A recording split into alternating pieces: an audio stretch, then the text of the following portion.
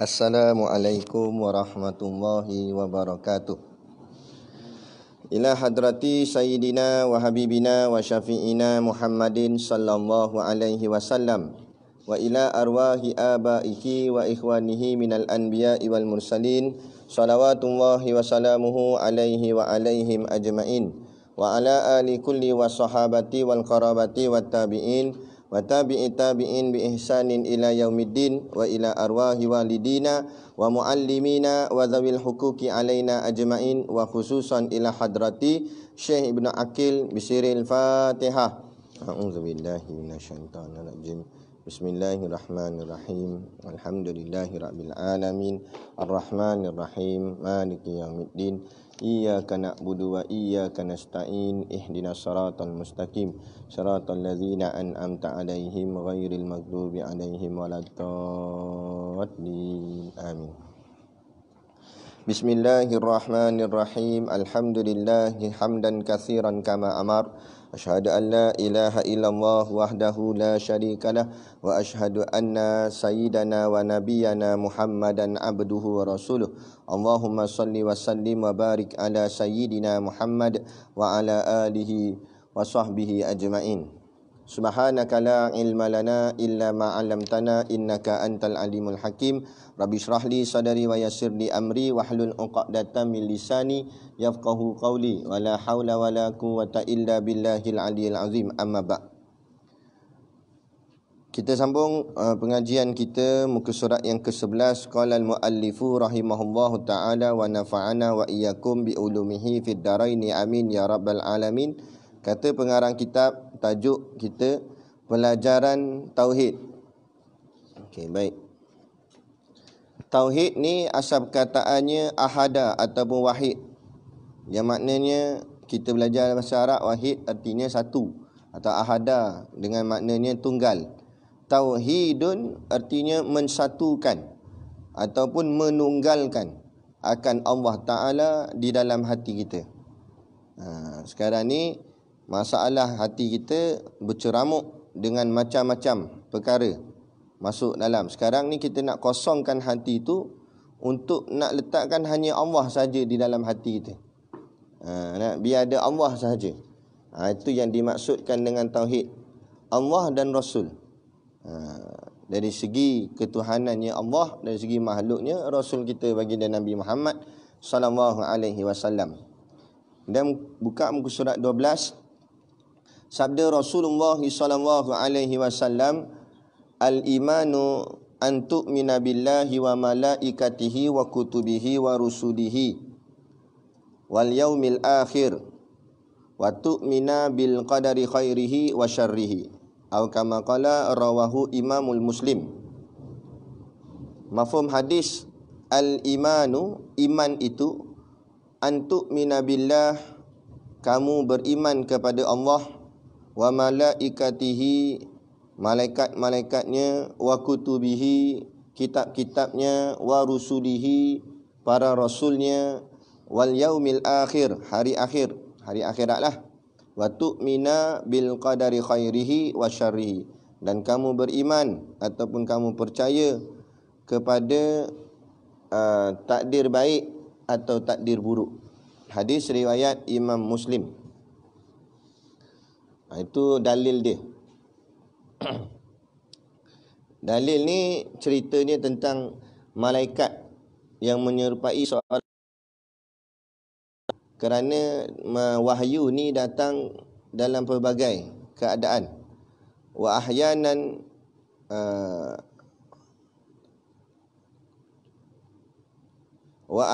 yatamatsalu lil malaku rajulan fayukallimuni fa'ima yaqulu, kata Nabi. Dan terkadang datang malaikat menyerupai seorang laki-laki, fayukallimuni fa'ima yaqulu, lalu berbicara kepadaku, maka aku ikuti apa yang diucapkannya.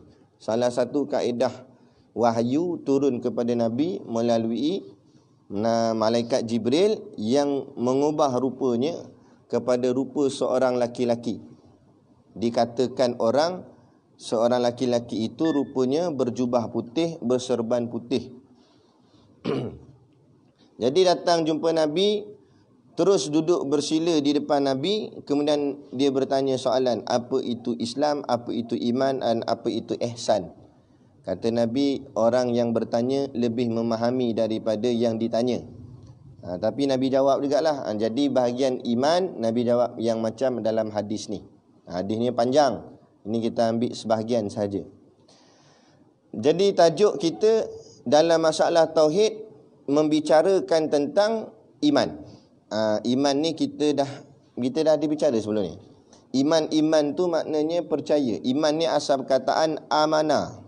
Amanah artinya aman. Aman tu maknanya tenang. Kenapa boleh menjadi tenang? Kerana percaya. Bila kita percaya segala-galanya pada Allah, hati akan menjadi tenang, tenteram. Nafsu mutmainnah, nafsu yang tenang. Kerana apa? Macam Tok Guru kita bicara kuliah yang tadi. Bila dia yakin dalam bab rezeki, tak ada serabut lah dalam kepala. Yang kita jadi serabut dalam kepala ni sebab apa?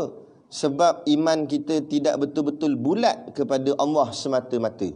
Kalau betul-betul bulat kepada Allah semata-mata, tidak ada yang merunsingkan kepala kita.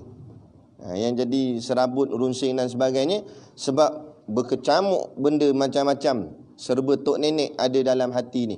Yang itulah yang ini, macam masalah PKP ni kan. Orang mula pening kan, pening masalah kerja tak ada, duit gaji tak masuk, nak income tak ni, rezeki apa namalah, nikmat lah apalah macam-macam, dia sangka rezeki dia tak ada lah apa bahagian dia. Sebab selama ni dia nampak rezeki sebelum PKP ni, dia nampak rezeki tu usaha dia. Bila jadi PKP, usaha dia tak ada, dia sangka tak ada rezeki. Tu sebab tu masalah iman lah tu. Allah uji, datang corona ni, datang lockdown, PKP apa semua ni. Allah nak uji kita. Kalau kamu yakin rezeki daripada aku, datang PKP ke datang apa ke, tak ada masalah. Sebelum PKP kita pergi kerja, pergi cari duit apa semua, pun kita yakin Allah bagi rezeki. Bila datang PKP pun kita tetap kita yakin Allah bagi rezeki. Cuma dari sudut zahirnya, angka tu mainan dalam hati kita tu. Jangan masukkan angka dalam hati kita. Masa kerja memang kita nampak 4 angka. Bila jadi macam ni, nampak 3 angka je. Itu angka. Angka ni ilusi je. Tak ada apa-apa dengan angka. Lepas tu, duit 100, kita koyak tengah, jadi berapa bang? Duit 100 duit keping, duit 100 keping, kita koyak tengah, jadi berapa? Jadi 1 juga. Duit 100, kita koyak tengah, jadi berapa nilai dia? Kosong lah, sebab dah koyak tengah. Tak ada apa-apa nilai lah, sebab dia kertas. Jadi mana angka dia? Angka tu bilangan saja yang digambarkan pada akal kita. Lepas tu kita pergi mesin ATM, dia tulis berapa banyak dalam tu. Dah duit banyak-banyak dalam tu. Tak banyak mana, dia ikut stok je. Tapi nilai tu ditulis, angka tu ditulis. Tak ada apa, dia hanya bahagian dunia. Yang kita jadi serabut tu sebab angka tu. Angka tu membohong kita, angka tu meracun kita. Jadi dia nampak semasa sebelum PKP dulu, angka dia dapat banyak lah. Bila dah jadi PKP gini, angka tak banyak dia dapat. Dia pandang ke angka. Tapi kalau pandang rezeki, nikmat datang daripada Allah, tak bicara masalah angka. Masa sebelum PKP boleh hidup, datang PKP pun tetap boleh hidup. Siapa yang boleh jamin bagi kita boleh hidup? Allah. Itu soal iman, itu soal percaya, soal keyakinan. Sebab itulah rentetan dia, iman itu percaya. Nak percaya, dia kena yakin. Nak yakin, dia kena kenal. Nak kenal, dia kena tahu. Nak tahu, dia kena ada ilmu. Jadi bila kita tengok susunan ni, tak lain tak bukan, untuk mendapat iman, untuk mendapat kepercayaan, dia mesti dimulai dengan ilmu. Mesti dengan mengaji. Bagaimana seseorang itu dia kata dia beriman sedangkan dia tidak mengaji? Jahil, ilmu tak ada. Ahasiban nasu ayyutraku ayyakulu amanna, kan? Tanun. Allah sebut dalam suratul Ankabut 29 ayat nombor 2. Allah kata apa? ahasiban nas. Ada kebanyakan manusia itu menyangka. Yutraku ayyakula. Dia menyangka bahawa Allah membiarkan, ayyutraku tu maknanya membiarkan. Ayyakula, membiarkan mereka berkata, amanna, kami semua dah beriman. Amanna tu maknanya fi'il madi, maknanya kami telah beriman. Adakah Allah akan biarkan mereka bahawa ya, kami telah pun beriman? Wahum la yuftanun, sedangkan mereka semua belum lagi diuji. Ni ujian Allah datang, bawa wabak penyakit corona. Wabak tu satu hal, itu sekadar wabak. Kalau orang beriman, dia tak nampak wabak ni menyusahkan dia. Wabak tak wabak, Allah nak uji iman. Mu semayang tak semayang, tak payah sembang lah, tak boleh semayang jemaah di masjid dan sebagainya. Kalau saat waktu aman tak ada wabak pun tak datang masjid juga. Lepas tu nak kecoh, kita ni apasal tak boleh datang masjid, dan sebelum tu pun tak datang juga. Jadi Allah nak uji, kalau betul kamu ni taat pada aku, walaupun diperintahkan kawalan ketat tak boleh semayang berjemaah di masjid, kamu buat jemaah di rumah. Boleh? Tak ada masalah. Kalau orang memandang Allah tak ada masalah. Apa jua ujian yang datang tidak menjadi masalah pada dia. Yang menjadi masalah pada dia, dia takut Allah tak terima amal dia. Tu baru masalah pada dia. Masalah lain tak jadi masalah pada dia. Dunia ni tak ada berat bagi dia. Yang dia berat pada diri dia ialah akhirat dia. Dia berat dalam fikiran dia, ismayang aku ni Allah terima ke tak?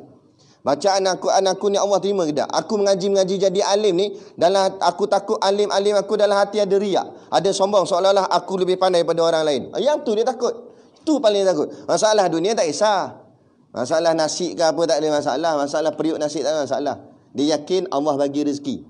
Kalau rezeki tak ada, maknanya ajalnya sudah sampai. Dah terletak, dah ditetapkan Allah di Lauh Mahfuz sampai mana had umur dia. Takkan berubah. Allah dah tetap dah. Tak ada apa. Itu semua kaitan mainan dia apa? Iman. Ustaz mengajar rata-rata masjid, kuliah, nak bertahun-tahun kuliah, berjilid-jilid kitab khatam, semuanya berkisar tentang iman. Iman tu je. Tajuk asal dia iman je. Tapi berbagai-bagai keadaan untuk kita memahamkan apa makna iman yang sebenar. Tu yang kita berkali. Tapi itulah nak masuk payah. Jadi kita kena mengaji selalu. Dia lama-lama masuk. Ibarat hati kita ni macam batu yang keras. Adakah iman tu jenis yang lembut. Yang iman ni macam air, lembut dan sejuk. Macam mana air nak melekukkan batu? Jadi nak lekukkan batu boleh dengan jalan istiqamah. Air tu perlu dititik pada tempat yang sama secara berterusan. Tapi makan masa lah. Sebab tu dalam satu syair, dalam kitab apa, Ta'lim Muta'alim kalau tak silap, syairnya mengatakan, syair bahasa Arab lah, kita terjemah dalam bahasa Melayu, dia kata belajar ni tuli zaman, artinya panjang masanya. Bukan dalam masa yang singkat untuk kita nak memahami satu-satu perkara. Lepas tu kadang-kadang orang netizen, orang awam ni, dia tanya soalan kepada golongan-golongan ustaz. Nak tanya soalan yang berkait dengan hati, berkait dengan soal keimanan dan sebagainya. Bukan dengan ustaz tu jawab hari tu terus dia faham, terus dia dapat. Kehidupan mengaji yang makan bertahun-tahun untuk memahami benda ni dengan jelas. Kadang-kadang ustaz yang menerangkan tu pun belum 100% sempurna lagi pemahaman dia. Mengambil masa seumur hidup kita sampai ke mati, kan? Barulah kita nampak benar-benar. Moga-moga lah sebab tu kita nak kita mati dalam kesempurnaan iman. Itu yang dipanggil sebagai husnul khatimah. Mati yang baik. Itu iman. Secara ringkas untuk kita memahamkan apa tujuan kita belajar iman. Bila kita faham benda ni, baru kita bersungguh, baru kita nampak dia bernilai, kan? Macam budak kecil diberi duit 100 tadi yang koyak tadilah, tapi tak koyak lagi. Bagi kat dia, dia tak faham nilai 100 tu. Jadi dia buat tak kisah, dia baling-baling, dia buat roket lah macam-macam. Tak nak buat roket jahat. Dia buat lain, dia buat sampan. Jadi dia buat main lah sebab dia tak faham nilai 100. Tapi kalau bagi kat bapak dia, bagi kat abang dia, Abang dia kenal dah lah 100 tu apa. Dia, "Ish, apa ni 100 ni? Buat main pula. Apa 100 pergi buat roket lah ni?" Dia kata. Marah bapak dia. Tahu tak ni apa benda? Budak tu mana kerti apa? Kan? Bapak dia baru tahu. Sebab bapak dia faham, kenal erti nilai. Masalahnya nilai tu, nilai agama tu kita nak faham. Orang yang jahil, maka dia tak kenal nilai agama. Dia tak kenal nilai Islam, dia tak kenal nilai iman. Bila tak kenal nilai Islam, nilai iman, dia buat main lah dengan Islam tu. Dia buat main iman tu. Tapi orang yang kenal nilai Islam, dia kenal nilai iman, dia tak buat main. Dia akan sungguh-sungguh untuk dapatkan dia. Seperti mana orang yang bekerja, sungguh-sungguh untuk dapat 100-200 ringgit nak sehari, untuk nak dapat gaji sebulan. Kenapa sungguh-sungguh pergi kerja pagi-pagi lagi dalam gelap keluar dah. Start motor, start kereta, mengadap jam. Nak pergi kerja pula kena maki dengan bos. Tahan juga kerja. Nak tahan sampai ke petang balik pula jam lagi, penat pula. Allah, letih. Kenapa sanggup buat benda tu? Kenapa sanggup korban masa buat benda tu? Sebab duit punya pasal. Sebab dia kenal berapa nilai duit dalam kehidupan dia. Tapi tu mu baru kenal duit, mu belum kenal siapa yang beri duit. Kalau mu kenal siapa yang beri duit, lagi kamu bersungguh dalam mencari dia daripada mencari duit. Tapi inilah soal kenal. Sebab tu rentetan yang kita sebut tadi, iman membawa kepada percaya, percaya kepada yakin, yakin kepada kenal, kenal pada tahu, tahu pada ilmu. Dengan mengaji inilah kita start pada ilmu. Dengan mengajilah menyebabkan kita jadi tahu. Macam inilah kita mengaji ni, bila kita dengar alim ulama berkata begini, baru kita kata, oh baru aku tahu. Dengan tahu itulah membawa pula kepada kenal. Mula kita tahu je, oh tahu yang mencipta semua ni adalah Allah. Membawa, bila pengetahuan kita makin meningkat, membawa kita lebih kenal. Tahu dengan kenal tak sama. Tahu baru dengar nama. Kenal dia kenal satu-satu, sifatnya macam mana apa semua. Tahu ni kalau ibaratnya macam orang baru masuk asrama, dia baru tahu kawan-kawan dia tu. Baru tahu nama je. Kenal perangai tak lagi. Dia baru masuk asrama, kawan dia tu baik dengan dia, rapat dengan dia. Dia baru tahu. Dia tak kenal. Lepas kenal baru tahu rupanya yang selalu hilang duit dia selalu hilang, kawan dia ni ambil. Baru kenal perangai dia. Tu baru nama kenal. Bila dah makan masa pengetahuan tu makin meningkat, dia akan membawa kepada kenal. Kenal tu dipanggil ma'rifah. Bila dah kenal, dia akan membawa kepada yakin. Dah kenal orang tu, dia yakin. Bila ada duit hilang, kita ada kes duit hilang ni, aku yakin sangat. Bukan orang lain yang rapat dengan aku tu lah ambil. Siapa yang yakin sangat? Aku kenal sangat dia siapa. Sebab apa kenal? Sebab rapat. Tu membawa pada yakin tadi. Yakin. Sebab dia dah kenal, dia akan yakin. Mula-mula kita baru masuk pondok, kita baru tahu je, oh ini namanya Ustaz Siddiq no. Baru tahu. Lama-lama kita mengaji dengan dia, kita ikut selalu dia apa semua, kita tahu hati budi dia macam mana, kita kenal dia. Dengan bila kita kenal Tok Guru tu, kenal sungguh-sungguh sifat dia macam mana, kesungguhan dia mengajar apa semua, jihad haraki dia, dengan kenal tadi membawa kita yakin pada dia. Kenapa hang ikut sangat Ustaz Siddiq ni? Aku yakin pada dia. Aku yakin dia boleh bawa aku pada syurga. Jalan dia bawa ni boleh membawa aku pada syurga. Aku yakin sungguh. Bila yakin tak lari dah. Itu dipanggil jazam, dia yakin. Bila yakin, dia akan membawa pada bila percaya, Tok Guru habaq apa pun, kita angguk je. Betul tak? Tok Guru kata, belakang hutan ni ada rimau. Percaya kita? Percaya sebab yang kata tu Tok Guru. Nampak? Tu membawa pada percaya. Jadi bila dah sampai tahap percaya, logik ke tak logik, dalam kepala, angguk saja. Masuk dalam kepala, betul. Itu yang jadi pada Abu Bakar As-Siddiq. Sebab tu dipanggil dia As-Siddiq. Dia sentiasa membenarkan. Bila dah percaya, itulah namanya kesempurnaan iman. Itulah sebenar-benar iman yang betul-betul solid, bulat. Yang ni yang kita nak cuba buat ni pada diri kita. Bertengkus rumuslah kita. Macam kita Ikam sebut, berhari-hari kita berperang dengan iblis, dengan nafsu. Hari-hari untuk nak apa? Nak pertahankan iman ni. Iman ni ibarat emas, malah lebih hebat daripada emas. Bila kita ada emas, orang pakat nak berebut, orang nak rampas emas tu daripada kita. Kita kena pertahankan dia sungguh-sungguh. Biar tergolek macam mana pun, kita akan pertahankan daripada si perompak nafsu dan juga iblis untuk merompak iman kita. Yang ni yang kita berlawan tiap-tiap hari. Kendur bangkit balik. Lawan ni, nak jaga yang ni. Ini je lah tempoh masa kita hidup ni, nak jaga ni je. Dapat jaga ni betul-betul, faman wafa minkum, siapa yang mendapat keseluruhannya apa yang dimaknakan dengan menjaga iman ini, fa ajruhu 'ala Allah, kata Nabi, maka pahalanya ada pada Allah. Maka maksud pahalanya ada pada Allah, Allah akan memberikan ganjaran yang sangat lumayan kerana kesungguhannya dalam menjaga iman tadi. Amanah yang dipegang, Allah berikan di iman pada dia, dipegang amanah iman ni sungguh-sungguh, maka gajinya cukup-cukup lumayan. Kita ni ibarat guard lah, Pak Guard. Tengok Pak Guard ni, walaupun nama dia Pak Guard, tapi tengok apa yang dia jaga. Lagi benda yang lagi power dia jaga, taraf guard dia tinggi.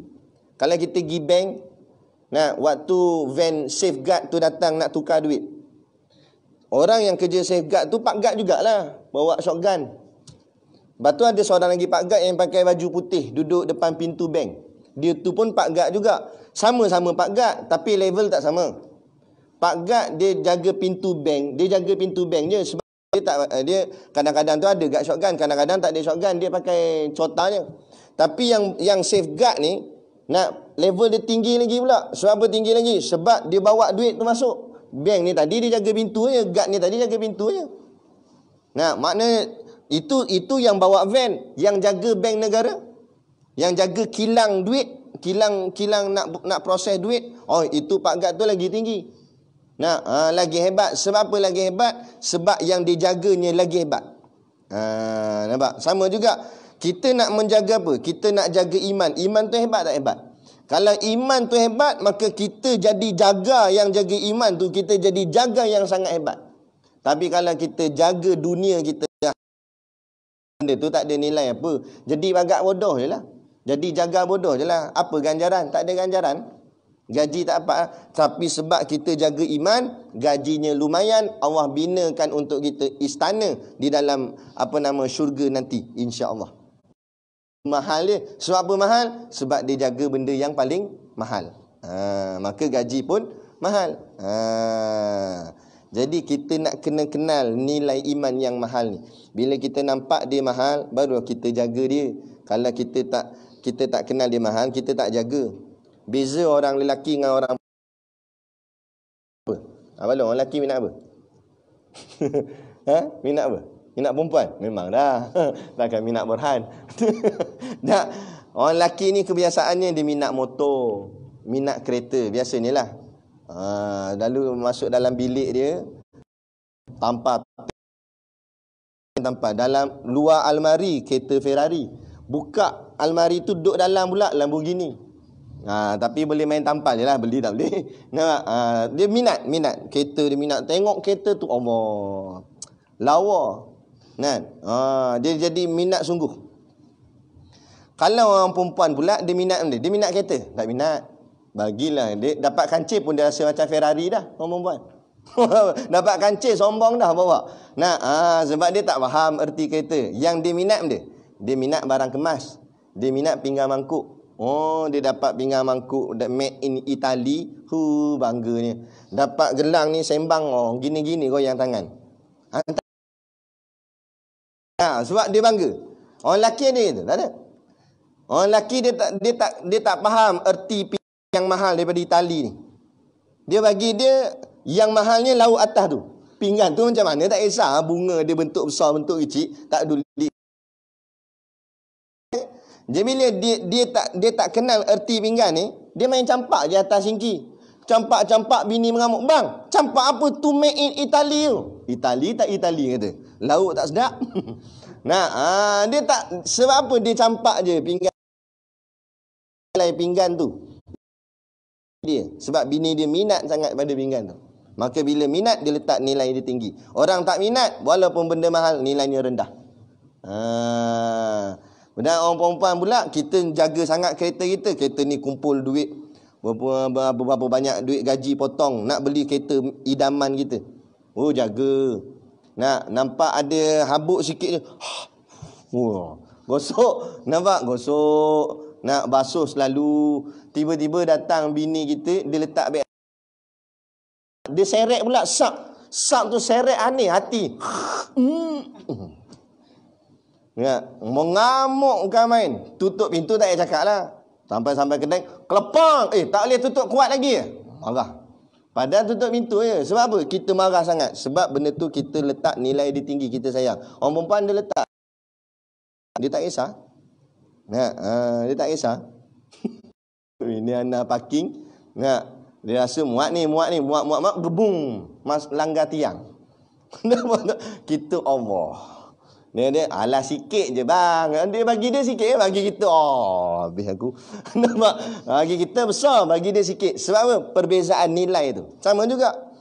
Orang yang nampak iman tu bernilai, Islam tu bernilai, calar sikit pun, habis iman aku rosak dah. Aduh. Habis Islam aku. Tapi orang yang tak meletakkan nilai iman dan nilai Islam tu tinggi, calar bala pun dia tak kisah. Orang kata jangan buat cakap begini ni, boleh jatuh kufur ni. Alah, aku gurau buat main je. Dia tak kisah. Tak iman tu tinggi, dia nampak macam benda tu boleh merosakkan iman, dia boleh kufur. Astagfirullahalazim, silap aku silap cakap. Cepat-cepat dia minta maaf sebab dia takut, sebab dia nampak nilai tinggi pada iman dan Islam.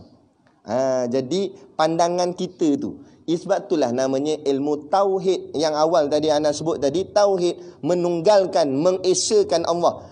Mengesakan Allah tu pada hati masing-masing. Bergantung pada kita macam mana kita mengesakan Allah. Macam mana kita membulatkan Allah dalam hati kita. Macam mana kita menunggalkan Allah dalam hati kita. Kalau kita buat lebih kurang, maka hasil pun lebih kurang. Kalau kita buat betul-betul bulat, maka menjadi bulat. Betul-betul bulat. Nak?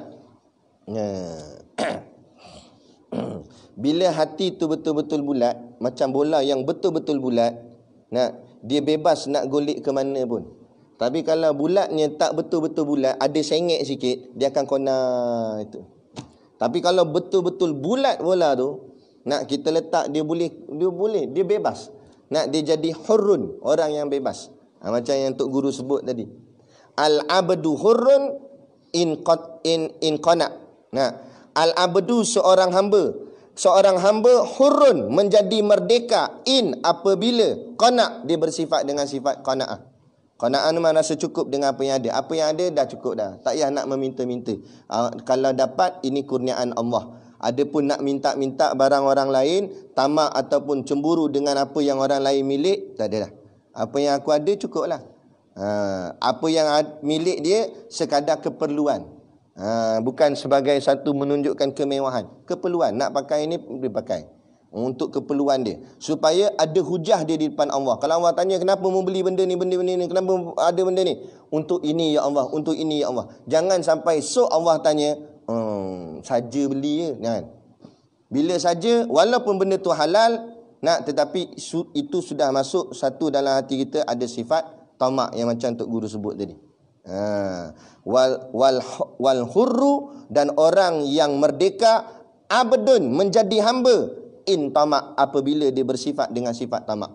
Bila ada sifat tamak pada diri dia asalnya orang merdeka, tapi jadi hamba. Hamba mana? Hamba kepada perkara yang dia tamakkan. Macam contohlah, anak dulu pun kita cakap-cakap pun kita terkena gak, kan? Mujurlah kita. Sebab tu kita kena ada murabbi, iaitu tok guru kita. Bila dia akan selalu menasihati kita. Mula-mula dulu pun anak yelah orang cakap dah, kita mula-mula duduk pondok okey lagi. Bila dah keluar ni, bersahabat dengan macam-macam orang, lama-lama hati ni dia jadi gemar kepada melihat orang, kemewahan orang lain. Tengok orang lain pakai kereta hebat, Velfire, kita pun teringin dalam hati, aku pun boleh ni.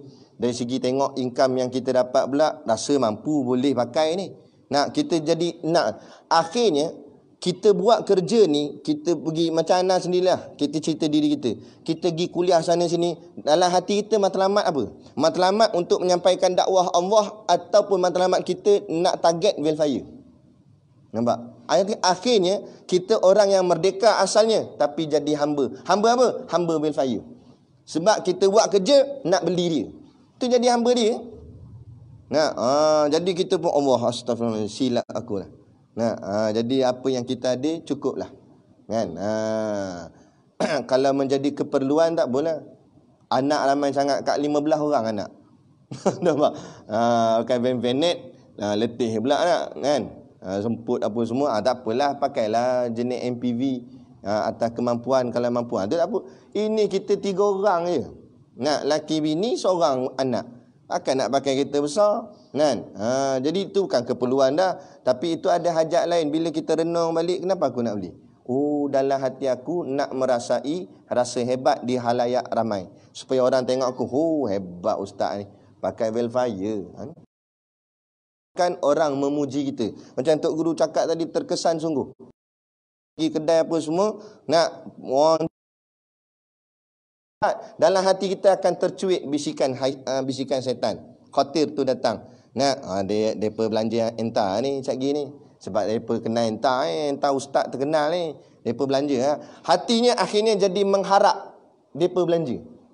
Akhirnya buat muka confident nak belah. Lain kali token panggil, ustaz minta maaf ustaz tak bayar lagi ni.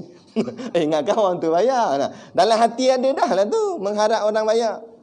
Nah, kadang-kadang terkena juga kita nampak pergi masjid, oh besar masjid ni. Dalam hati dah terusik dah. Kalau masjid besar ni, sampul besar mana? Dia dah nampak gitu. Nak tengok habis kuliah buka. Nak tak minta maaf ustaz. Kami cara kami ni bukan bagi sampul ni, kami bagi ni buah-buahan. Buah-buahan. Dia bagi dalam macam sagu hati tu. Ada buah pisang, buah apple. Kita buah ni aku nak masuk dalam tangki minyak. Nampak? Dia jadi habislah rosak hati.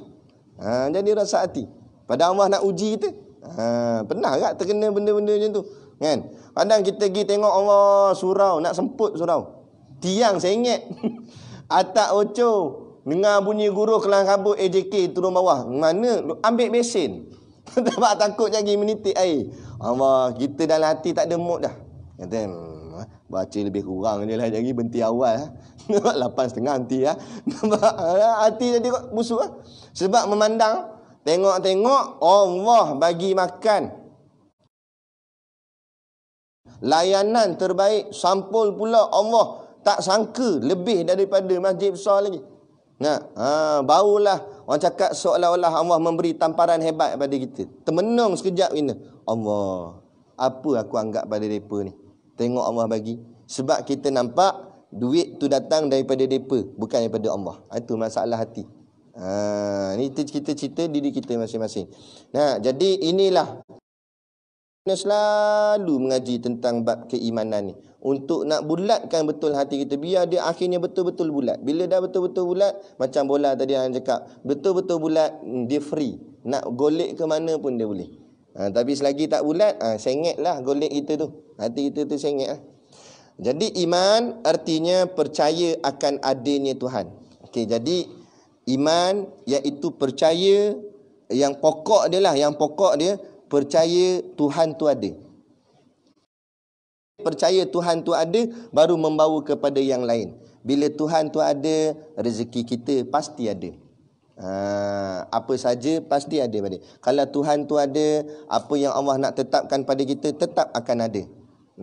Kalau Allah takkan tak ada, kerana Allah lah yang menentu dan menentukan setiap sesuatu sama ada ataupun tak ada. Baru kita nampak pokok dia, pegang Allah itu ada dulu. Bila adanya Allah, baru datang yang lain-lain ni. Adanya rezeki, adanya ini. Jadi orang yang tak yakin rezeki, bukan dia tak yakin Allah tu ada, tapi dia jadi macam samar-samar. Iman dia tak mantap. Iman dia kejap terang, dia macam lampu bateri nak habis. Jap-jap terang, jap-jap malap. Jap-jap terang, jap-jap malap. Nak kena tepuk kelepang, buk terang. Kita ni nak kena tepuk lah ni. Lepas tu kita kena ada pengajian yang keras. Tu kan macam anak suka jenis tok-tok guru, ustaz-ustaz yang lantang suara, yang keras. Sebab dia nak tepuk kita. Kita ni macam TV lama. Dia kejap ada channel, ajak tak ada channel. Gitu. Pang gitu, puk keluar terus TV. Kita jenis macam tu. Kita ni ni kelepang sekali. Okey, baru nampak tok guru, baru nampak.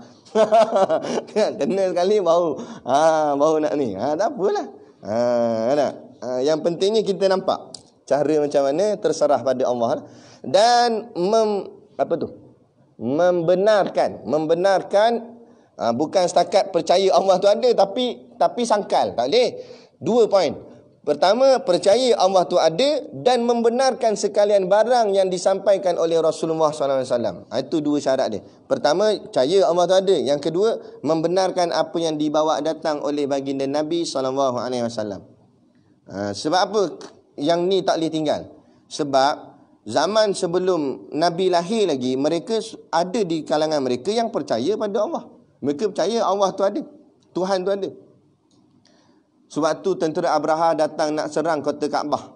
Macam Tok Guru cerita. Pakat lari habis naik ke bukit. Kemudian ditanya, kenapa lari ni? Aku serah kepada pemilik Kaabah, yakni Allah. Maknanya mereka tahu dah. Milik Kaabah tu Allah. Tahu dah. Maknanya mereka percaya dah pada Allah. Tapi sebab bila Nabi lahir, Nabi bawa kalimah la ilaha illallah. Tak ada Tuhan melainkan Allah. Situ yang mereka lawan Nabi. Tapi kalau Nabi lahir, Nabi cuma bawa perkataan Allahu Rabbi. Allah tu Tuhan kita. Allahu Rabbuna. Allah Tuhan kami. Mereka takkan lawan. Sebab mereka pun percaya betul ke Allah Tuhan. Tapi Al-Lata Tuhan juga. Al-Uzza Tuhan juga. Berhala pun Tuhan juga. Situ jadi syirik. Syirik inilah yang kita nak sangkal. Macam syirik zaman moden kita hari ni, betul dah Allah Tuhan. Tapi duit pun penting juga. Tak ada duit mampu kita. Syirik dah tu. Yang memampuhkan kita siapa? Kan duit. Allah. Allah yang menghidup dan matikan. Kan kita baca habis lepas semayang. La ilaha illallah wahdahu la syarikalah. Lahul mulku wa lahul hamdu. Yuhyi wa yumit. Yuhyi wa yumit, yang menghidupkan dan yang mematikan. Jangan baca saja biar faham. Sebab tu dalam kitab-kitab amalan disuruh kita baca kalimah tu 10 kali. Biar terpasak dalam hati. Yakin yang menghidup dan mematikan Allah. Bukan duit, bukan apa-apa pun. Allah yang menjamin segala-galanya.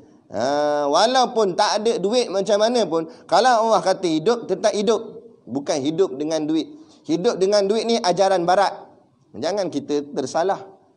Yang ni yang dah ditanam dalam mentaliti masyarakat kita pada hari ni.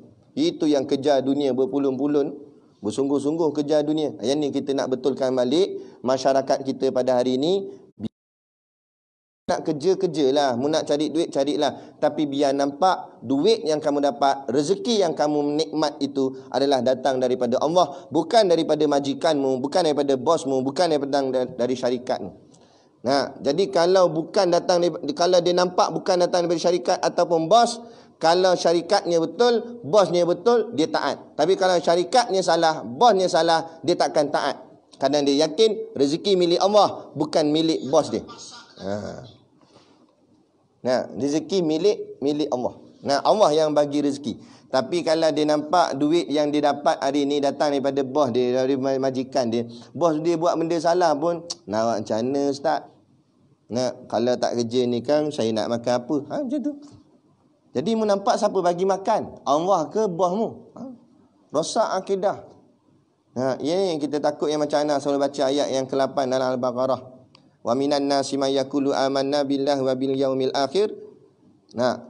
Wa ma hum bimumin. Dan di antara manusia itu ada yang kata kami dah beriman pada Allah, kami dah beriman pada hari akhirat. Rupa-rupanya wa ma hum bimuminin. Allah kata mereka sebenarnya tidak beriman pada aku. Bohong, cakap saja. Macam Tok Guru sebut kuliah tadi. Mereka ni layak makam Islam ni lah, tapi makam iman tak sampai. Maksud makam Islam tu macam Tok Guru cakap tadi, dia sama macam orang Islam je lah. Orang panggil dia Islam lah. Tak ada orang panggil dia kafir.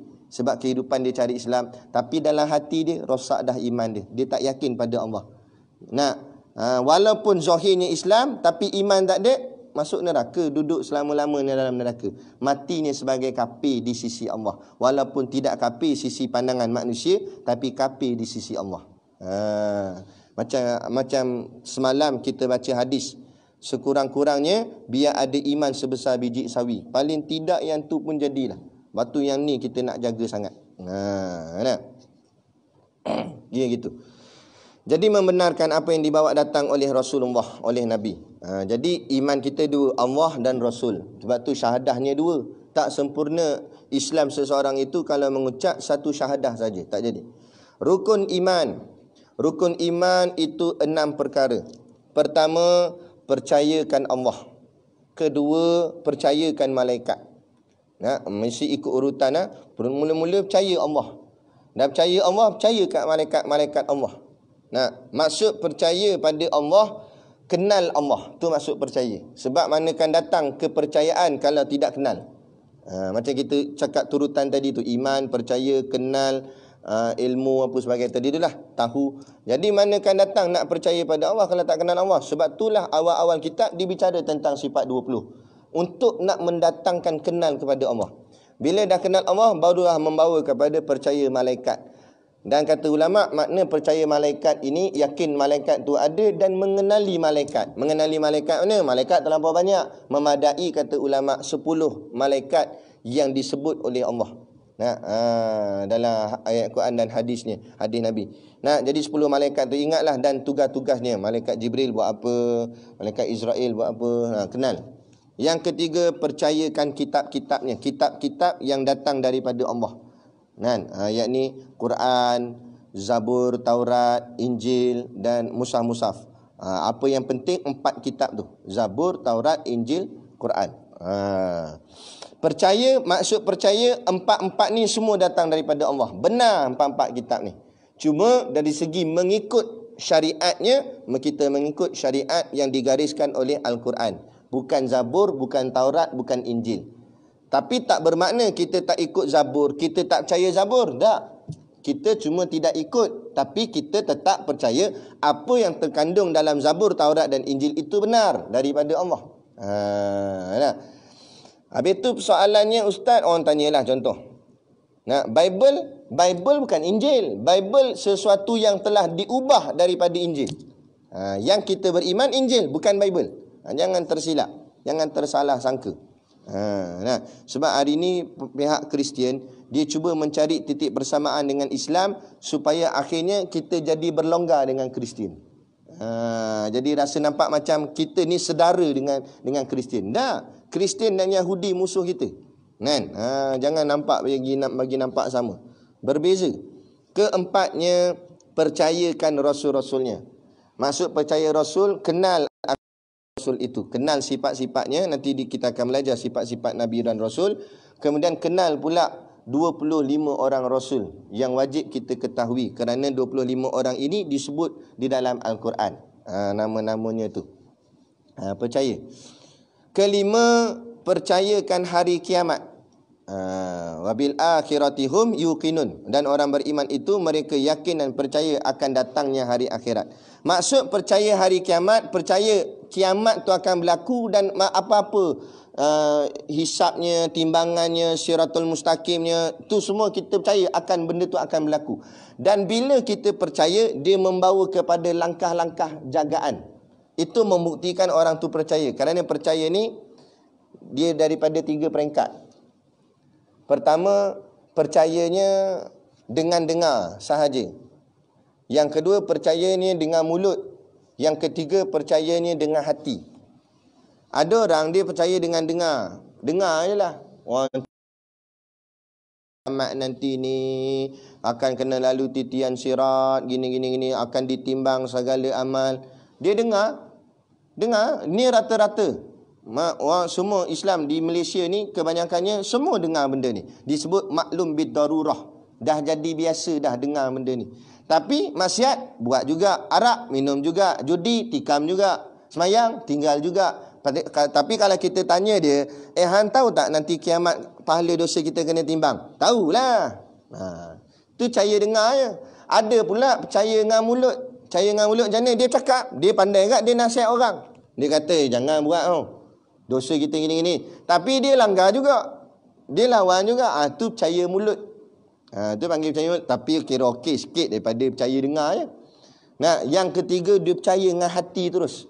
Bila percaya dengan hati ni, walaupun dia tak cakap, tapi dia terus buat. Dengan hati itulah Sebab itulah kata Imam Ghazali, hati tu raja. Bila rajanya elok, maka anggotanya akan elok. Bila hati dah percaya sungguh, hati akan mengarahkan tangan dan kaki segala anggota badannya untuk melakukan taat pada Allah. Kaki akan berjalan ke tempat taat. Tangan akan mencapai barang-barang yang taat. Pegang Quran, pegang kitab hadis, pegang tasbih. Dia akan pegang benda yang elok. Dia takkan nak pegang benda yang haram. Hati akan menolak. Hati kata jangan, sebab percaya ni dah masuk ke dalam hati. Tugas kita nak masukkan percaya tu sampai ke dalam hati. Tapi ikut peringkat lah. Mula-mula percaya kita melalui telinga dulu. Daripada telinga ni lah bawa ke mulut pula. Mungkin kadang kita setakat di mulut. Lepas ni kita nak cuba masukkan dia sampai ke dalam hati. Masuk dalam hati, insya-Allah kemah. Insya-Allah kemah. Kemudiannya yang keenam, kalau kita percaya sungguh adanya kiamat, takkan kita relax saja. Itulah bukti dia. Jadi dia akan buat sungguh-sungguh. Itu maknanya dia percaya. Itu maksud percaya hari kiamat. Keenam, percayakan bahawa qadar baik dan qadar jahat. Macam Tok Guru sebut tadi, qadar ni ketentuan. Sebab itulah macam orang masakan tanya, nak banyak mana gula? Kadar 2 sudu dah. Kadar tu maknanya ketentuan. Ditentukan 2 sudu untuk diletakkan dalam lauk tadi. Sama juga kadar ni Allah tentu dah di Suluhil Qadim. Nanti kita belajarlah bab tu. Sejak azali lagi, masa penciptaan kita, Allah dah tentu siap dah.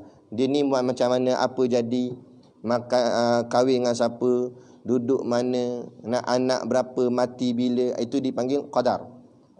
Adapun qada, sesuatu yang ditangguhkan tunainya itu sampai ke hari tiba tunainya, maka berlakulah tanjizi hadis, tunai barulah berlaku tunainya tu, baru jadi. Tapi sebelum tunai namanya qada, ditangguhkan. Itu dia dipanggil qada dan qadar. Itu maknanya kita kena percaya qada dan qadar Allah.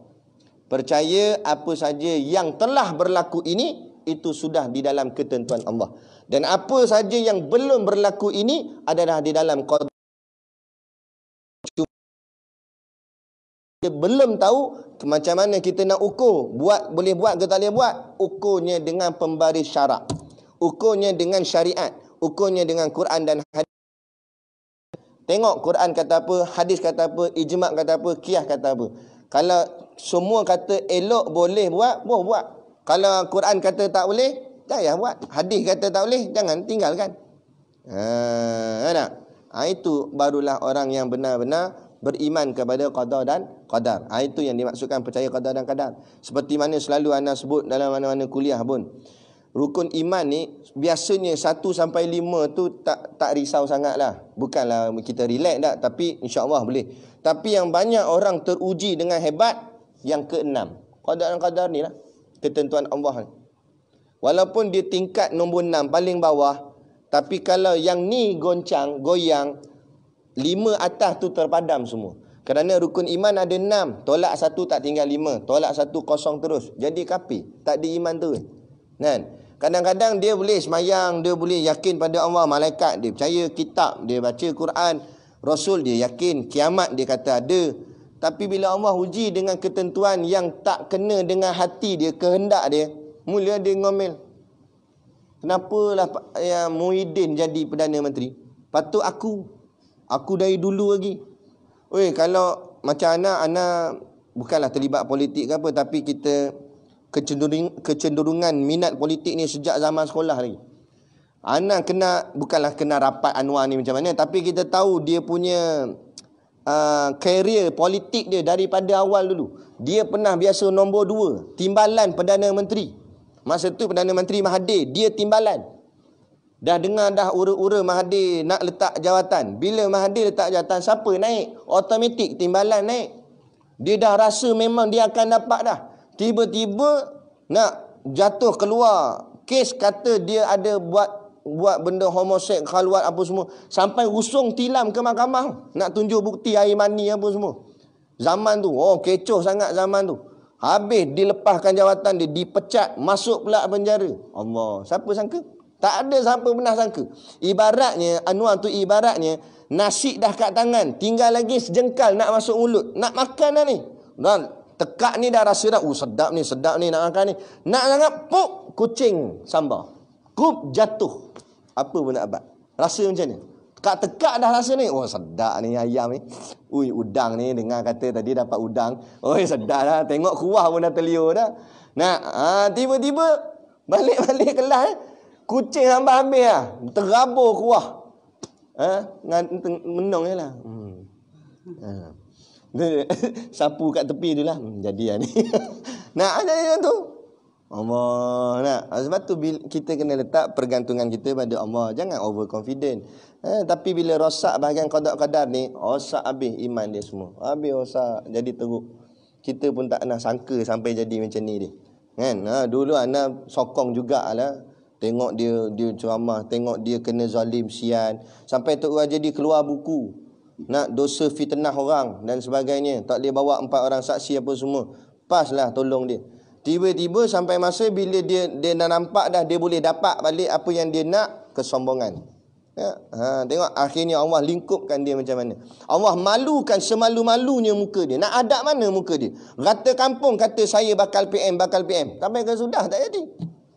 Allah rosak habis. Dengan sebab ni rukun iman yang ke-6. Benda ni nampak kecil, kita baca kitab kecil je. Tapi kupasannya melibatkan dunia. Kalau kita faham betul-betul. Betul kalau kita tengok kan, antara orang yang baca kitab ni, Zadul Muta'allim ni, anda cek dekat internet, Tok Guru Haji Salih. Allah, Tok Guru Haji Salih ni makam tinggi dah. Ulama besar. Tok Guru besar. Baca kitab kecil je. Walaupun dia baca kitab kecil, tapi hurai dia besar. Hurai dia masuk habis, merangkumi semua. Macam orang profesional lah. Dia profesional mandu bawa F1. Dia biasa bawa F1. F1 tu dah memang macam kancil bagi dia. Tiba-tiba datang balik kampung, orang bagi dia bawa kancil. Tengok dia bawa kancil macam bawa F1. Expert dia bawa. Kona suk lipat gitu. Kita bawa kancil terkial-kial. Macam lalu lorong sempit tu. Bukan apa motor jenis tayar 2 tu je. Sudah mana nak celah ni, nak celah Dah kali rock jatuh itu. Motor tak jatuh, dia jatuh naik kereta. Nampak tak hati. Orang pro bawa kereta kecil jadi pro. Kereta tu jadi pro. Sebab dia orang pro. Orang kecil bawa kereta besar. Nampak? Tak ada pengalaman bawa lori besar. Habis lingkup. Kan? Macam itu bawa yang traktor tu kan. Traktor je. Kelang kabut ke depan belakang. Tak boleh nak kona. Lemahnya macam tu tak. Kalau walaupun dia tarah Tok Guru, dia baca kitab kecil tapi macam kitab besar dia buat. Kita orang kecil baca kitab besar tak nampak besar. Nampak tu je, baca syarah tak apa, baca. Tu gitulah kan. Tu. Jadi qadar baik dan qadar jahat itu ialah dengan kehendak Allah dan ketetapan daripada Allah. Baik.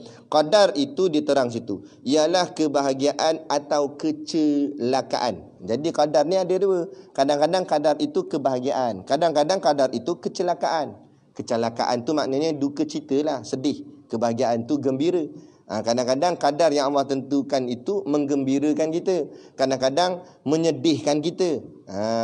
Tak kiralah gembira ke sedih ke, apa-apa pun biar nampak Allah.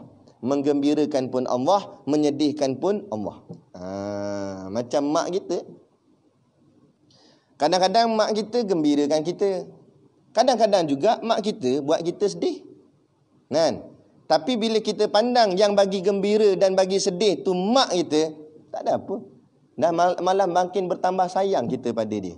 Sama juga kalau kita kenal siapa yang bagi gembira dan sedih, kita tak ngomel dalam segala ujian yang kita hadap. Sebab jangan pandang ujian, tapi pandang siapa yang memberi ujian. Allah yang nak uji kita. Itulah. Jadi bawa kita nampak Allah. Allah, engkau bagi aku sedih ya Allah. Engkau yang bagi, aku tak heran lah. Dia tak kisah. Tapi kalau nampak sedih tu semata, ujian tu berat, memang makin lingkup kita. Lagi mana kita tak boleh buang pandang ujian tu, makin lama kita akan makin berat. Tapi kalau kita nampak Allah, tak ada apa. Tak? Allah ni, kata ulama, anta sahibu. Jadikanlah Allah ni hasbunallah wa ni'mal wakil. Allah ni wakil kita. Cukup Allah menjadi bodyguard kita. Macam ada satu orang tu dia tanya, Dia ni bukan ulama, bukan seorang tok guru. Dia orang biasa je. Tapi dia orang yang ada kenamaan lah sikit, macam bos syarikat gitulah. Jadi wawancara wartawan tu tanya dia, kamu tak ada bodyguard ke? Sebab kamu ni kan takut orang apa-apakan kamu. Siapa kata saya tak ada bodyguard? Saya ada bodyguard. Tak nampak pun mengiringi awak. Memang awak tak nampak, tapi 24 jam dia iring saya. 24 jam dia jaga saya. Maksudnya siapa bodyguard awak? Allah, Tuhan saya. Dia kata, Allah jaga saya 24 jam, siang dan malam. Saat saya tidur ke jaga, dia tetap yang jaga saya. Kalau saya upah bodyguard yang bernama manusia, dia jaga saya di waktu siang, dia jaga saya di waktu saya jaga je. Waktu saya tidur, dia tak jaga. Tapi Tuhan saya jaga saya setiap masa.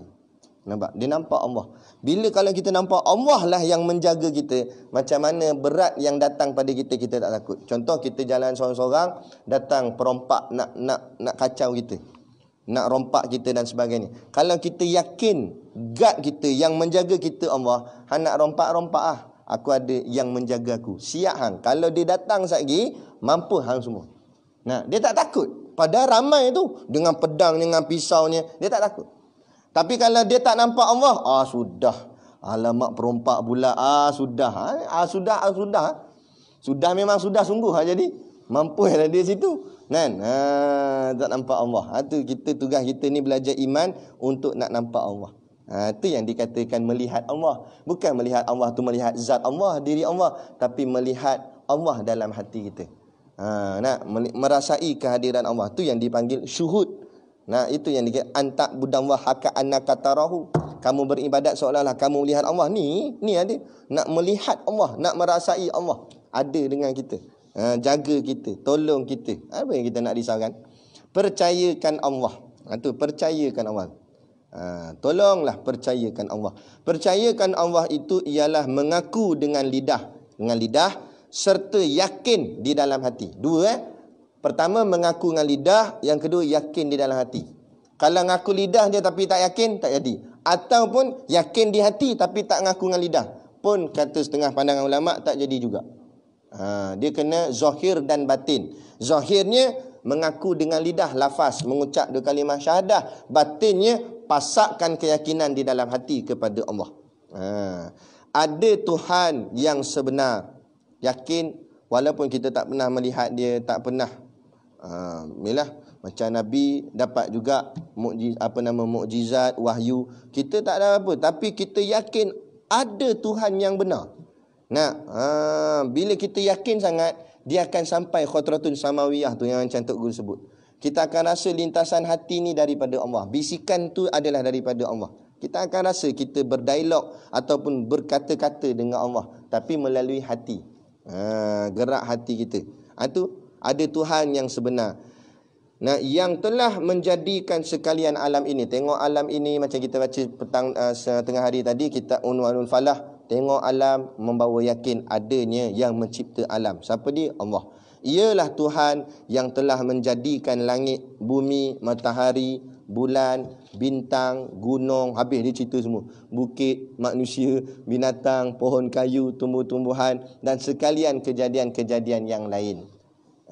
Dia nak cerita tentang alam ni. Dan kalau alam ni semua besar-besar. Bukit, kalau kita baca satu-satu ni semua besar-besar. Langit besar, bumi besar, matahari besar, bulan besar, bintang besar, gunung, bukit, semua ni besar-besar. Dan kalau kamu nampak yang besar-besar ni Allah bagi jadi, kalau ada tu yang kecil, kenapa kamu tak nampak? Kamu nampak bukit Allah bagi jadi, langit Allah bagi jadi, matahari Allah bagi jadi. Tiba-tiba tang duit kamu tak nampak Allah bagi jadi. Duit kamu nampak manusia bagi jadi. Situ jadi masalah. Maknanya sewel, otak tak center, kata Tok Guru. Kan? Otak tak betul. Patut kalau benda besar kamu nampak Allah bagi jadi. Dan kalau benda kecil, contohlah macam kita datang sekolah ni. Kita bila tengok bangunan sekolah ni, kita kata siapa punya sekolah? Siapa yang buat bangunan ni? Kita kata Tok Guru lah buat. Lepas tu kita masuk dalam kita nampak Quran, kita nampak rehal, benda kecil-kecil. Tiba-tiba yang besar kita nampak Tok Guru punya, tiba-tiba yang kecil-kecil ni kata, ni bukan Tok Guru punya. Bangunan punya bapak besar hang kata betul Tok Guru punya. Tapi bila hang tengok yang kecil hang kata bukan pula. Dah kalau yang besar tu milik Tok Guru, dah kecil ni lagi milik Tok Guru. Maksudnya macam itulah kiasan dia. Dan kalau kamu nampak alam yang sebesar-besar alam ni milik Allah, kepunyaan Allah, lahul mulku wa lahul ham, segala kerajaan milik Allah, segala pujian milik Allah. Dan yang halus-halus, yang kecil-kecil ni, lagilah milik Allah. Duit poket kita milik Allah, apa saja milik Allah, isteri kita milik Allah, anak kita milik Allah, kan? Tu dia. Tuhan yang sebenar itu tidak disebabkan oleh sesuatu sebab. Jadi kita nampak yang disebut di sini, Tuhan itu tidak disebabkan oleh satu sebab. Allah tidak bersebab. Jangan pegang macam ada seorang tu dia kata Allah ni sunyi seorang-seorang. Jadi Allah ciptalah makhluk. Jadi maknanya Allah cipta makhluk tu bersebab. Sebab apa? Sebab sunyi. Oh, sangkal. Tak betul. Rosak akidah cakap begitu. Allah tidak bersebab. Jadi Allah cipta makhluk sebab apa? Tak ada sebab. Saja Allah nak cipta. Yang bersebab kita.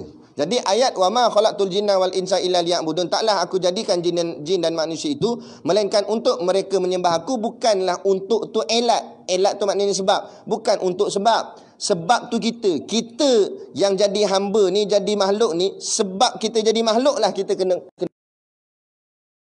Kita bukan sebab dia nak kita sembah dia. Tak. Tapi kitalah yang berhajat untuk nak menyembah Allah. Sebab apa kita nak kena sembah Allah? Sebab segala nikmat dan rezeki Allah yang bagi. Diri kita Allah bagi. Nah, kenapa kita kena mengampu bos? Sebab apa? Sebab bos yang bayar gaji. Lainlah kalau bos tu tak bayar gaji, tak apa, tak yang ngampu dia, tak apa. Buat apa nak mengampu bos syarikat sebelah? Sebab bukan dia bayar gaji kita. Yang kita nak ngampu ni bos kita. Sebab dia yang bayar gaji kita. Bodek lah. Nak buat air, bersihkan meja, betulkan tie bos. Nampak? Bodek sebab dia nak bayar gaji. Kan? Ni kita ni, itu cerita hal dunia. Ni, kita nak bodek Allah Ta'ala. Macam mana bodek? Allah. Pas mayang semayang, pas mayang semayang, pas muka semuka. Allah tengok ni, ya Allah, aku baca untuk engkau ya Allah. Lepas muka aku baca lagi untuk engkau. Bodek lah tu. Tak apa bodek Allah, lagi Allah suka, lagi Allah suka. Bila dah Allah suka, nak segala milik Allah, Allah boleh bagi sajalah. Nah, sebab macam orang tu dia bodek kuat bos, kereta bos pun dia boleh pinjam. Nah, sebab dah dapat. Nah, itulah apa orang yang dipanggil arif billah. Ulama-ulama sufi, wali-wali Allah, digelar mereka ni arif billah. Sebab apa? Rapat dah sangat dengan Allah Ta'ala. Mereka sangat arif kepada Allah. Tu. Baik. Jadi tak ada sebab. Tidak ada yang menjadikannya. Tak ada siapa yang menjadikan Allah. Tapi Allah lah yang menjadikan setiap sesuatu. Bersifat dengan sifat kesempurnaan. Yang ni berulang-ulang kita cakap dalam banyak kitab. Nak pegang kemah-kemah. Allah bersifat dengan sifat kesempurnaan. Banyak orang menyangka Allah ni segala-galanya, Allah paling. Boleh nak kata paling tu, tapi paling tu duduk pada kesempurnaan sahaja. Bukan maksud Allah lah paling baik, betul. Lepas tu Allah juga paling jahat. Salah. Jahat bukan kesempurnaan. Jahat tu kekurangan. Maka bila bahagian kekurangan, itu bukan pada Allah. Yang Allah pada yang baik sahaja, yang sempurna, yang elok sahaja. Bersifat dengan sifat kesempurnaan. Maha suci daripada sifat kekurangan. Tak layak pada Allah itu sifat-sifat kekurangan. Jadi Allah tak layak berkaki, bertangan, bermata, bermulut, bertelinga. Kerana apa? Semua anggota itu adalah menunjukkan kecacatan dan kekurangan. Kurangnya kita, sebab tu kita berkaki. Bukan tak ada kaki cacat. Ada kaki lagi cacat. Cacat macam mana? Kurang lah. Kalau betul hang hebat sebenarnya, hang power, tak payah pakai kaki lah jalan. Tak, tapi berhajat kepada kaki. Jadi Allah tak berhajat kepada anggota badan seperti itu. Kerana kalau berhajat begitu, maka Allah akan jadi lemah. Allah akan jadi kurang. Allah nak melihat kena pakai mata. Lemahlah Allah. Kita lemah. Nak melihat kena pakai mata. Allah melihat tak memerlukan mata. Allah melihat dengan sifat melihatnya. Macam mana? Wallahu a'lam. Allah yang maha kuasa. Bersifat dengan sifat qadim. Tu. Jadi ialah Tuhan yang menjadikan sekalian makhluk. Allah Tuhan yang menjadikan sekalian makhluk. Ialah Tuhan yang layak dan patut disembah. Dua. Ulama ni disebut dua. Allah lah Tuhan yang layak. Layak ni memang dia je yang layak. Tak ada orang lain. Macam kita cakap dah, memang layaklah Muhyiddin Yassin jadi Perdana Menteri. Sebab apa? Kerana sifat-sifat yang ada pada dirinya itu meletakkan kelayakannya untuk menjadi pemimpin negara. Atau kalau ada orang ni macam PH dululah, kita kata tak layak jadi kerajaan. Sebab tak layak? Kerana sifat-sifat yang ada pada mereka itu menyebabkan mereka ni tak sepatutnya ataupun tak layak menjadi kerajaan.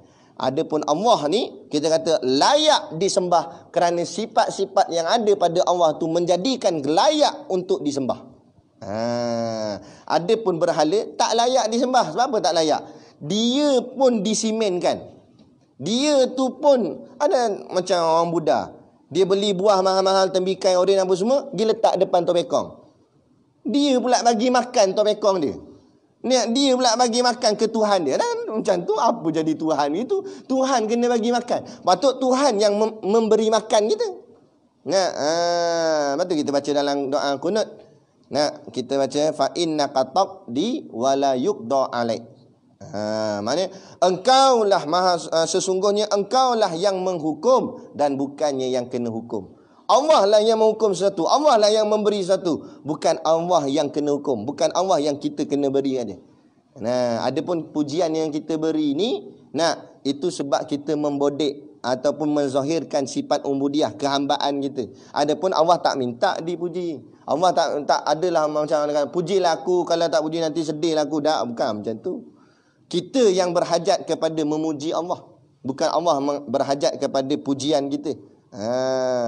Ada dia satu hadis qudsi, ana lupa hadis tu, ayat dia macam mana. Allah tak memerlukan apa-apa bentuk. Kalau seramai mana pun orang memuji Allah, tidak meninggikan martabat kemuliaan Allah. Ataupun seberapa ramai yang menghina Allah, tidak menjatuhkan martabat kemuliaan Allah. Kerana Allah sudah tetap mulia dan tidak akan orang cakap apa, menjadi sebab kepada yang lain untuk dia nak memuliakan diri ni. Tak ada. Kita lah diri kita memuliakan Allah ataupun tidak. Yang kedua disebut oleh Syekh patut disembah. Patut tu memang sepatutnya. Ada pun orang yang tak sembah Allah ni tak patut sungguh dia. Inilah apa tak patut. Rezeki Allah ambil, nyawa nafas ni naik turun itu nafas Allah punya, nyawa tu Allah punya. Semua milik Allah, tiba-tiba ambil semua tapi tak sembah Allah, tak patut. Tak patut jadi gitu. Batu bila tak patut, tak layak dipanggil hamba lah kalau itu. Layak dibakar saja. Itu yang dimasukkan dalam api neraka. Na'udzubillah min zalik. Moga-moga kita tak masuk dalam golongan seperti itu. Jadi inilah.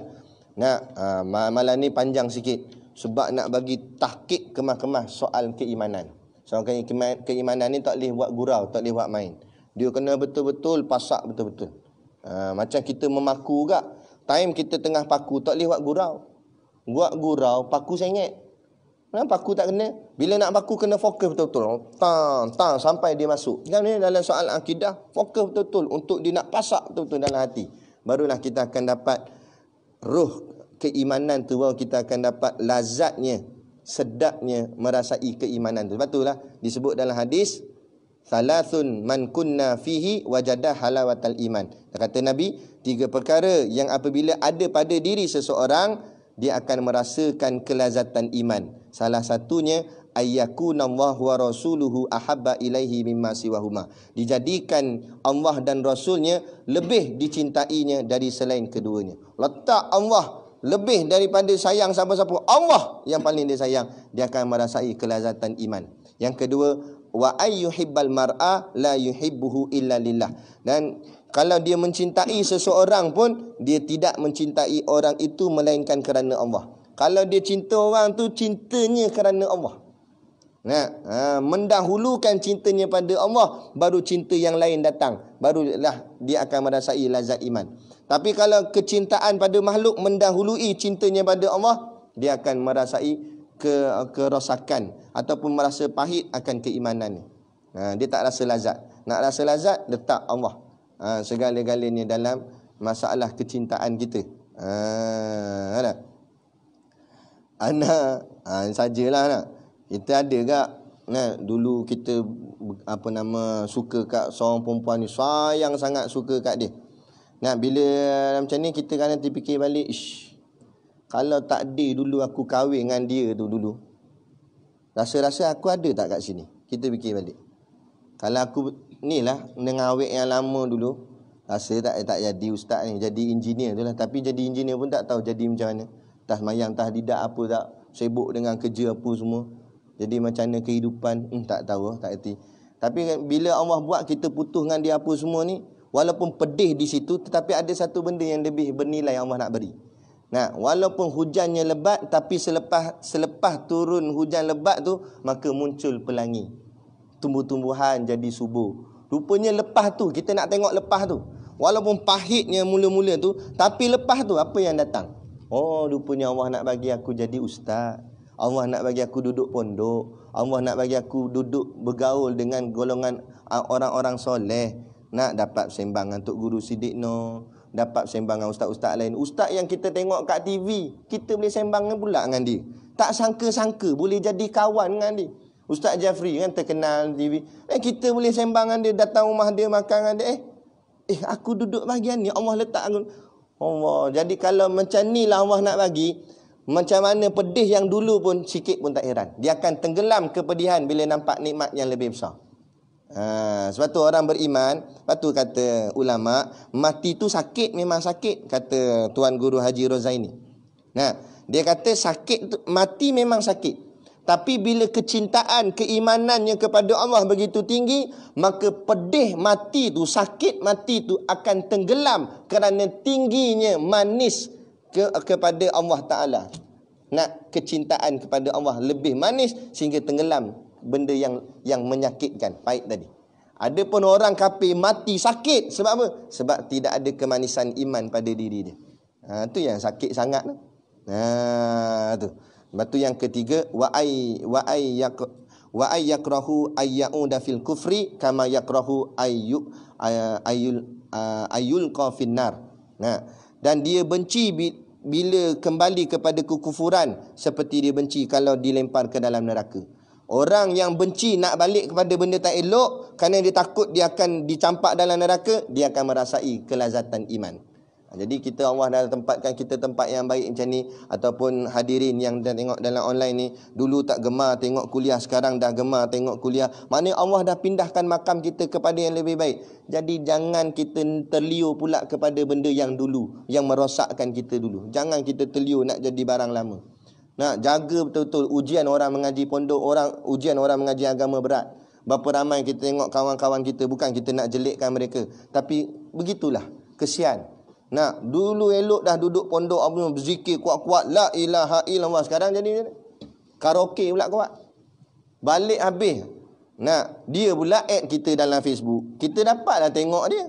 Allah siap, ada yang berantai, ada yang tindik telinga, ada. Tapi background tu background pondok dulu. Apa jadi begitu? Sebab ni ujian berat, dia tak boleh nak kawal diri. Jaga-jaga sepatu pergantungan kita pada Allah. Batu kata Imam Ghazali, selalu tajdidun niat. Betulkan niat pengajian kita kerana apa? Kita nak apa mengaji kita ni? Kita nak supaya orang sangka kita hebat. Nanti kan kita akan rosak. Nah, jangan ada matlamat lain melainkan matlamat kita hanya betul-betul kita nak jadi hamba Allah. Aku duduk pondok bukan aku nak jadi hebat-hebat ke apa. Aku cuma nak hebat di mata Allah. Aku nak hebat di sisi Allah. Aku cuma nak jadi seorang hamba Allah yang betul-betul sebagai hamba. Kita nak bulatkannya itu. Kita nak betul-betul berkhidmat kepada Allah. InsyaAllah kita akan jadi elok. Tapi kalau kita ada cita-cita lain, aku nak jadi macam ustaz tu famous, nanti esok aku jadi famous lah, habis rosak. Kita takkan jadi seorang hamba yang tunduk pada Allah, tapi kita tunduk kepada populariti. Macam tadilah ayat tamak tadi kita baca tadi tu.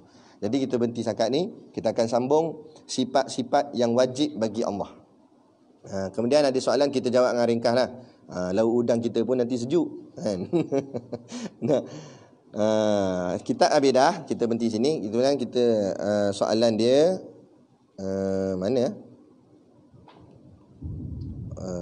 Borang buah mana Ustaz sini? Assalamualaikum Ustaz, seorang wanita ni keguguran setelah 5 bulan mengandung. Seorang perempuan dia mengandung sampai 5 bulan gugur. Jadi sepatutnya 9 bulan, tapi ni tak habis, sampai 5 bulan gugur. Selalunya kalau dah 5 bulan, jasad tu dah jadi dah, jasad tu dah bentuk. Ada setengah pandangan kata ruh pun dah mula masuk. Wallahu alam lah. apakah darah yang keluar itu dikira darah nifas? Jadi bila gugur tu kan keluar darah. Jadi darah tu adakah dikira darah nifas? Jawapannya ya, memang darah nifas. Kerana darah nifas itu dikategorikan oleh ulama darah yang keluar sekali dengan budak tu keluar. Sama ada hidup ke mati, budak tu keluar, darah tu keluar, ada darah yang bukan semasa baca kitab fiqh betul-betul dia kata selepas. Kalau kitab lama dia kata kemudian. Darah yang keluar selepas budak tu keluar. Mana lepas budak tu keluar, darah pun keluar. Itu darah nifas tu. Jadi bila darah nifas, ada hukum bahagian nifas. 60 apa nama tu? 60 hari. Kan? Paling maksimum dan sebagainya. Itu kena kira, itulah, itu bicara dia nanti dalam bab kita ni. Jadi nampak gayanya tarawih kita memang kat rumah je lah. Nampak gayanya Ramadan tahun ni masih lagi duduk dalam kawalan pergerakan lah. Maknanya jadi tarawih kita buat sendiri. Tapi insya-Allah kita punya pengajian ni kita akan teruskan juga. Jadi habis tarawih kita buat kelas. Macam ni lah, sedikit lewat lah, tapi tak apalah, kerana Allah moga-moga berkat. Jadi kita akan tetap baca juga, walaupun sampai habis pun. Habis PKP pun insya-Allah kita cuba teruskan. Cuma lepas habis PKP nanti mungkin kita tak buat belah malam lah, sebab belah malam ni ana kuliah kat luar. Kita akan ubah masa dia. Tapi kita tengoklah macam mana. Apa pun PKP ni kita hadap dulu. Jadi cukup sekadar tu, moga-moga walaupun pengajian kita secara online begini, moga-moga Allah rahmati kita dan kita dapat perkongsian ilmu ini kita bersama. Moga-moga Allah jadikan kita semua menjadi insan yang lebih baik daripada semalam dan esok lebih baik daripada hari ini, insya-Allah. Jadi sekadar tu, wabillahi taufik wal hidayah. Assalamualaikum warahmatullahi wabarakatuh. A'udzu billahi minasyaitonir rajim. Bismillahirrahmanirrahim. Alhamdulillahirabbil alamin. Wassalatu wassalamu ala asyrafil anbiya'i wal mursalin sayidina Muhammad wa ala alihi washabihi ajmain. Allahumma taqabbal minna salatana wa du'aana innaka antas samiul alim wa tub alaina innaka antat tawwabur rahim. Allahumma ja'al dinana dinan nabiy Muhammadin sallallahu alaihi wasallam wa islamana islamal muslimin wa imanana imanal mu'minin wa salatana salatal khashiin wa a'malana a'malas salihin wa niyatana niyatal mukhlisin wa dhunubana ya Allah dhunubal mustaghfirin wa hayatana hayatal ulama wa mautana bi mauti syuhada wa adkhilal jannata ma'al anbiya'i alaihi wassalatu wassalam. Rabbana atina fid dunya hasanah wa fil akhirati hasanah wa qina azabannar. Ya Allah, ya Tuhan kami, permudahkanlah segala urusan kami di dunia dan di akhirat. Sallallahu ala khairil khalqihi sayyidina Muhammad wa ala alihi washabihi wasallam. Subhana rabbika rabbil izzati amma yasifun. Salamun alal mursalin walhamdulillahi rabbil alamin. Amin ya rabbal alamin. Taqabbalallahu minna wa minkum. Takbir.